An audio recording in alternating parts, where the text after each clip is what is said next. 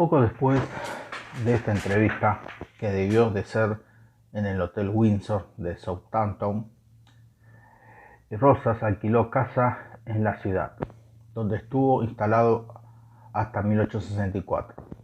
Era conocida la casa con el nombre de Rockstone House y estaba en The Crescent, algún barrio o paraje de la ciudad. Era una gran mansión de aspecto serio, silencioso y triste. Allí fue a visitarlos el célebre poeta español, nacido en Buenos Aires, Ventura de la Vega, cuya madre había tenido vinculación con la familia de don Juan Manuel. La visita fue referida en una carta de la Vega a su mujer, que figura en las cartas íntimas del escritor publicadas hace ya muchos años. Rockstone House, 1853, Londres, jueves 21 de julio. El día que llegué a Madrid será, según mi cálculo, el mismo en que llegues tú a Bilbao, pero hasta que de allí me escribas, Manuela mía, seguiré enviando mis cartas a casa.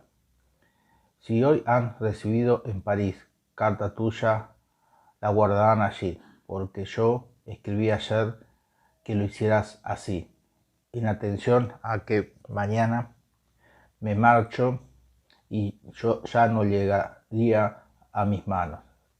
Esta es, pues, la última que te escribo desde Londres, del cual me despido hoy. Sabe Dios hasta cuándo, hasta que venga conmigo. No te rías, que esto tiene que suceder. Ahora voy a contarte lo que hice ayer. Has de saber que a las 11 de la mañana, después de haber almorzado, me dirigí a la estación del Camino de Hierro y tomé billete de ida y vuelta para Southampton, puerto de mar que está a 28 leguas de Londres. A las 11 salí de aquí y a la 1:15 estaba en Southampton. Me bajé del coche y me encaminé por señas que me habían dado a la casa que habita allí el general Rosas. Me recibió una criada inglesa, la cual pasó el recado de que un sujeto de Buenos Aires deseaba ver al general. Salió un negrito y me dijo que su amo estaba en cama y no podía recibir. Entonces le dije que pasase recado a doña Manuelita y volvió a salir conduciéndome a una sala donde me dijo que aguardase. La sala estaba elegantemente adornada. Sobre la chimenea había un retrato de miniatura y del tamaño del que yo tengo en mi despacho. Sobre un velador que estaba en medio vi varias cajas, las que fui abriendo, y una era el retrato de Manuelita y otra el de su marido. Pues no sé si sabes que en Inglaterra se ha casado con un antiguo novio que tenía en Buenos Aires, llamado Máximo Terrero, joven de quien hacía muchos elogios. A un lado había un piano abierto y un papel de música que reparé era la canción del pirata de Espronceda, puesta en música creo que por Salas. A poco rato de esperar sentí pasos, se abrió la puerta y se presentó una señora, que por el retrato que había visto conocí era Manuelita. Venía vestida de mañana, con una bata o peinador blanco y una cinta bordada de encarnado al cuello.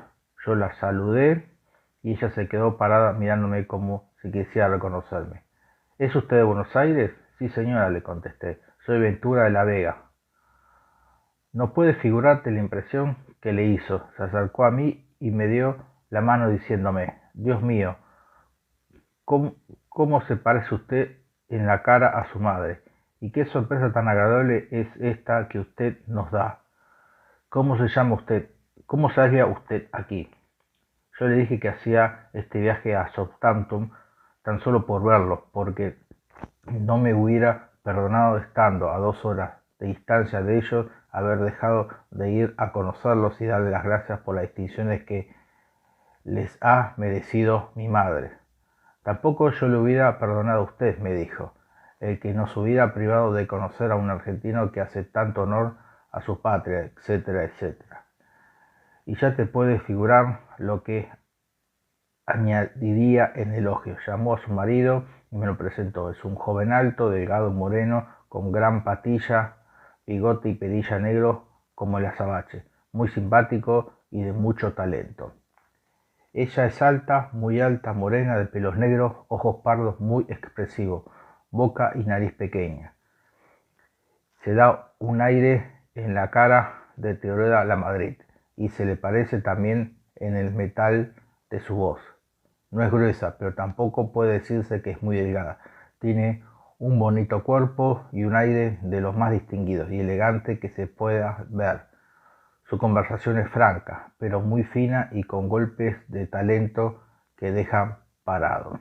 Después de hablar mucho, como puedes figurarte, de Buenos Aires y de los acontecimientos de aquel país, de mi madre, de mi hermano, etc., fue al cuarto de su padre y vino a decirme que en cuanto había sabido que era yo, quería verme y que le perdonase que me recibiera en la cama. Me levanté para ir allá, pero antes de salir de la sala se acercó Manuelita a una bandeja con vino generoso y bizcochos que había hecho traer. Llenando 3 copas, nos dio una a cada uno y me dijo: antes de bajar vamos a brindar por la salud de su mamá, de usted. Ilusión me enterneció aquel recuerdo porque, aunque algunas veces me hago ilusión de que he de volverla a ver, sabe Dios si será. Bajamos por una escalera interior a un cuartito pequeño donde había una mesa con muchos papeles y a un lado una cama de caoba, en la cual estaba Rosa. Tenía por colcha un poncho americano. Él estaba incorporado con mangas de camisa y tenía puesto un chaleco de pana azul y abrochado de arriba abajo. Con decirte que es idéntico al retrato, te lo he dicho todo. Venga acá, me dijo, que no sabe cuánto gusto tengo en conocerlo. Y me abrió los brazos y me dio 2 abrazos muy apretados, diciéndome: ha de saber que tenía pensado ir a Madrid solo para verle. Me senté en una silla a su lado, Manuelita se sentó sobre la cama y empezó de nuevo nuestra conversación de Buenos Aires. Rosa es el carácter más original, más raro, más sorprendente que te puedas imaginar. No sé si para cortar cuanto le parece alguna conversación o para disimular su pensamiento o para desconcertar al que le habla.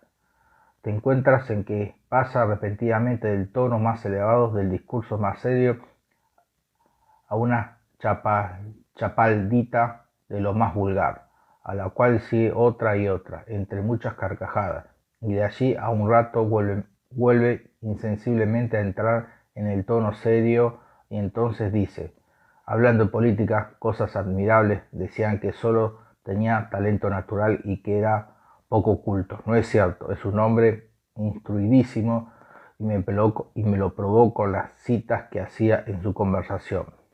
Conoce muy bien nuestra literatura y sabe de memoria muchos versos de los poetas clásicos españoles.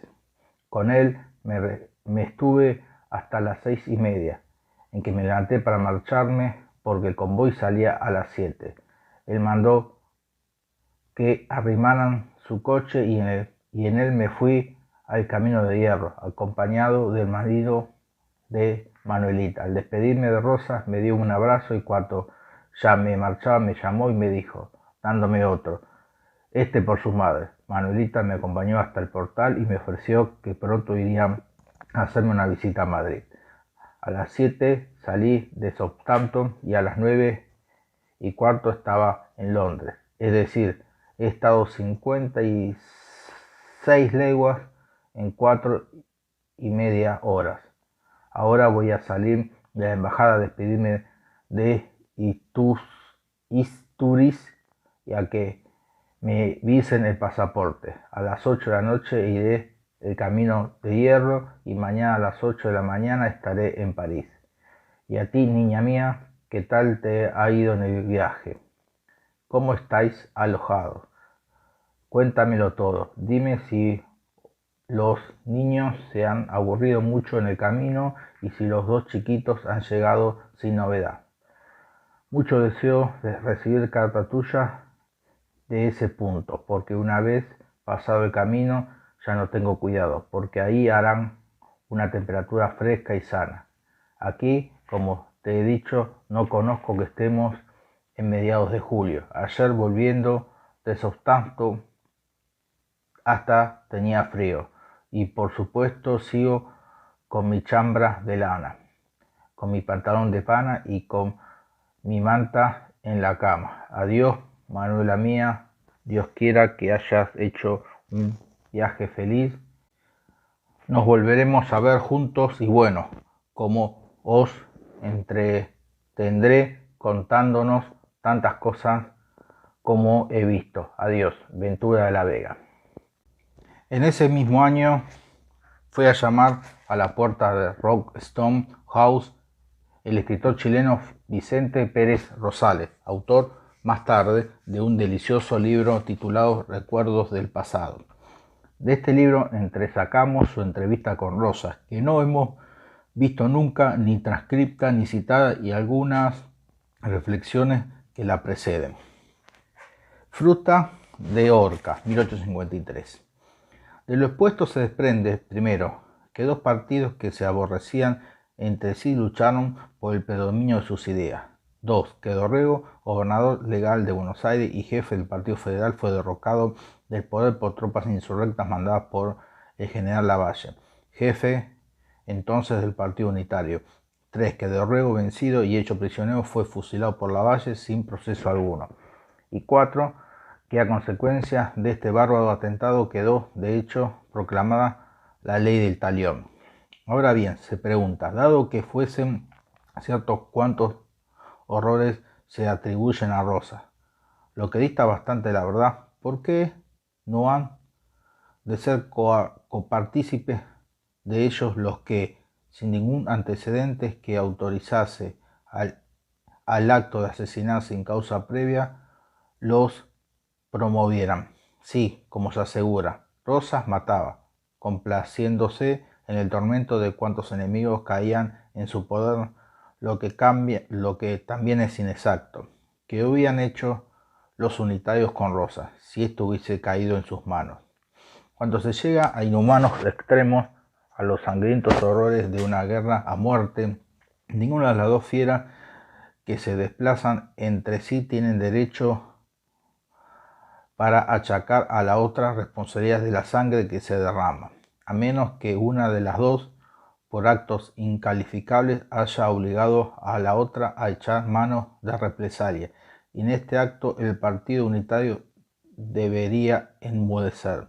Además, ¿cómo no suspender el juicio antes de emitir un fallo definitivo sobre los actos de un hombre a quienes no se le ha oído aún, actos que, para atribuírselos a Rosas, han sido rebuscados en el corazón de los tigres,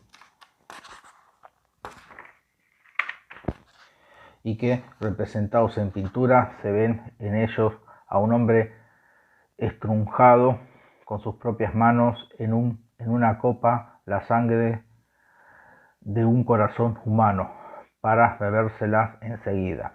La misma exageración o enormidad impone a la prudencia el deber de detener su fallo antes de estar mejor informado.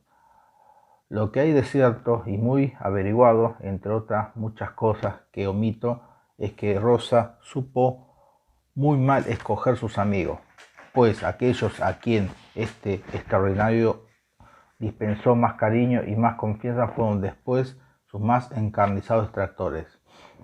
Y los ejemplos los hemos tenido en Chile, pues cuanto publicaban la fama y la prensa con descaro que las hijas del general Lavalle, atadas en un poste, con los párpados cortados por orden de rosas, sufrían con los rayos del sol sobre sus indefensas retinas los tormentos que la más bárbara y extraviadamente pudo inventar. Estas hermosas víctimas del tirano bailaban regocijándose en las tertulias de la ley de Santiago. Yo, que desde el principio sabía todo esto y que había disfrutado varias veces en Buenos Aires de la misma seguridad que se disfrutaba en nuestra capital, movido por la curiosidad, pregunté a la señora de Mandeville, matrona respetable y respetada de la alta sociedad bonaerense, en cuya casa se me dispensaba la más cordial y franca hospitalidad, si después de la salida de Rosas quedaban aún en la ciudad algunos miembros de su familia, porque deseaba conocerlos, y por toda contestación mandó un recado a parienta inmediata del dictador diciéndole que la esperaba. No tardó en llegar a la casa, con los atavios de la más sencilla elegancia y una de las más hermosas mujeres que he tratado en el curso de mi vida. Juventud, atractivo, franqueza, educación y fino trato adornaban a ese ser privilegiado, la cual, oyéndome decir que deseaba saludar al señor don Juan Manuel a mi paso por Southampton, tuvo la bondad de entregarme una tarjeta suya en cuyo respaldo escribió con lápiz una sola palabra. Tuve después ocasión de ver 2 veces en el teatro a esta señora y la de observar los cordiales saludos que le dirigían concurrentes desde sus palcos. Hablando algunos días después en Montevideo con el señor Mandeville, comerciante de aquella importante plaza, me indicó la posibilidad de echarnos pronto al bolsillo algunos pesos fuertes, si yo me resolvía a escribir un folleto sobre Rosas y a mandarle 10.000 ejemplares. Aseguraba se venderían en el acto y a muy buen precio, con tal que el escrito contuviese un examen analítico moral del corazón del ex dictador, sus actuales tendencias y el fundamento de sus futuras esperanzas de volver a ejercer el poder en Buenos Aires. No descuide usted, me decían, los movimientos de su fisonomía. Repare usted si los actos de benéfica humanidad le son indiferentes o lo entristecen. Sígalo usted al teatro cuanto se representen dramas horribles o tragedias y apunte con minucioso esmero el carácter que asume su rostro en los momentos de las catástrofes. Exprese, como usted sabe hacerlo, cómo en esos momentos le brillan los ojos de alegría y cómo las demostraciones de duelo por el crimen consumado solo le merecen desprecio. Pareciéronme un sí es, no es. Apasionadas las instrucciones que me daba aquel honrado comerciante del pintoresco Montevideo, y mucho más me lo parecieron después cuando mostrándole yo aquellas mentadas tablas de sangre que los enemigos de Rosas lanzaron con un brulote por toda la América para atestiguar los crímenes que se atribuían a ese mandatario. Cuestionándole sobre ellas, reparé que pasaba como por sobre brasas encendidas al llegar a muchos hechos que, sin dárselo yo a entender, me constaban que eran falsos. Llegando después de un viaje feliz a Southampton, pregunté al dueño de mi posada si sabía dónde vivía Rosa, y con una respuesta afirmativa si sabía en qué se ocupaba o qué hacía en aquella ciudad, y me respondió estas textuales palabras: esa fruta de horca solo se ocupa en hacer mal, y si no mata gente aquí, como mataba en Buenos Aires, es porque en Inglaterra del asesinato a la horca no hay más que un paso. Espantado con semejante juicio, hice profundizar algo de cimiento sobre que se apoyaba, y no tardé en descubrir que ni de vista conocía a Rosa, que ni llegaba a saber que existía un Buenos Aires en América. Era más por la línea de vapores que entre Southampton y aquellas plazas navegaba que por sus conocimientos geográficos. Los fundamentos de su de su inconsciente falló no traían más calificado origen que el que dejaban en su memoria las hablillas más o menos apasionadas de los argentinos que de paso se alojaban como yo en su posada. Se comprende que cuanto se decía de Rosas debía interesar vivamente mi curiosidad. Así fue que en cuanto instalé mis trebejos en mi alojamiento y di una vuelta para recorrer la ciudad, que vi con gusto por segunda vez que me dirigía a casa de Rosas. Vivía en el segundo cuarto de una modesta casa de 5 pisos, altura muy común de los edificios de aquel pueblo. Llamé y habiendo entregado al portero que acudió al llamado muchacho que por el color de la tez me pareció americano, una tarjeta mía. No tardé en oír la voz entera de un hombre que parecía acostumbrado a mandar, que ordenaba se me franquease la entrada. Un instante después se adelantó a recibirme el mismo Rosas. Era entonces un hombre como 62 años de edad, de estatura más que mediana y de robusta complexión. Lucía su rostro sobre una tez blanca y sanguínea, dos hermosos ojos azules, una nariz aligueña y un par de labios, aunque finos, perfectamente diseñados. Nada encontré en su traje que llamase mi atención. Vestía como viste un honrado y modesto inglés de mediana fortuna. Ni vi en el chiripá, ni tampoco el grueso pantalón con vivos lacres, ni mucho menos el chaleco de lana colorado y la divisa que afectaba lucir en Buenos Aires, ya en las revistas o ya en los campos de batalla, como me aseguraron en América que encontraría al dictador vestido aquí.